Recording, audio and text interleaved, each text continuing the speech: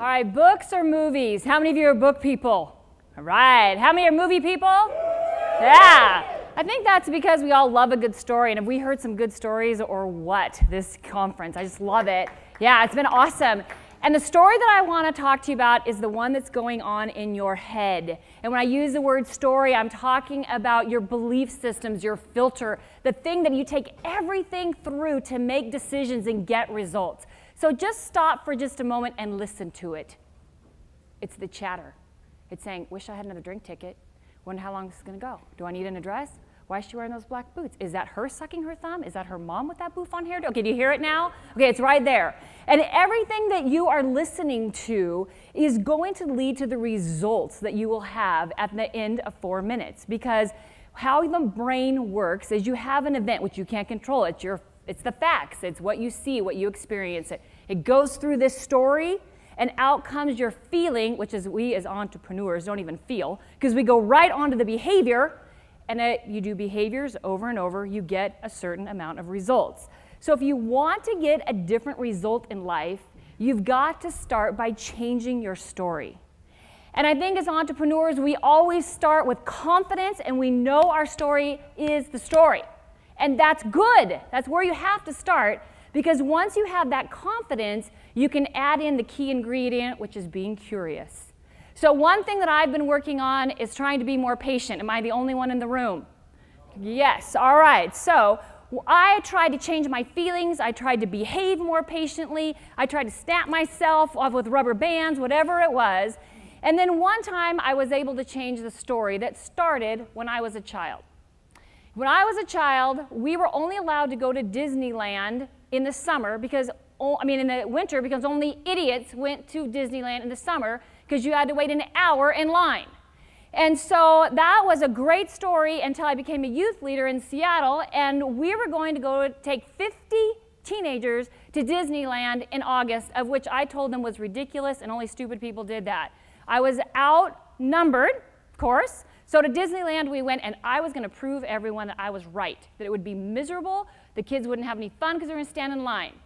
But what happened is I started listening to these kids, and I realized that they don't feel like they fit in anywhere. And so the morning of Disneyland, instead of proving that I was right, I changed my story. And my story was, I'm going to listen to these kids, and we're going to be in line for an hour, so I'm going to listen to their story. And as I listened to those stories, did take an hour because every line was an hour, my feelings about the day started changing.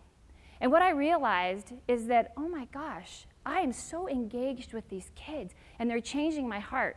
And as my feelings started changing, my behavior started. I wasn't like trying to fix Disney Inc. by saying your line efficiencies are wrong. I wasn't looking to prove myself right that it was going to be miserable.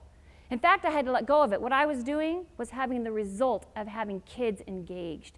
I was being changed because the result of the day, it wasn't a miserable day. It was a memorable day of my life that I'm sharing now 20 years later. And because I had the courage, now here's the key.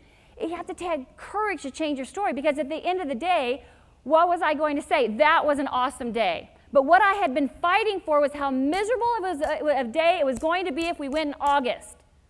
So I had to be courageous enough to change my story.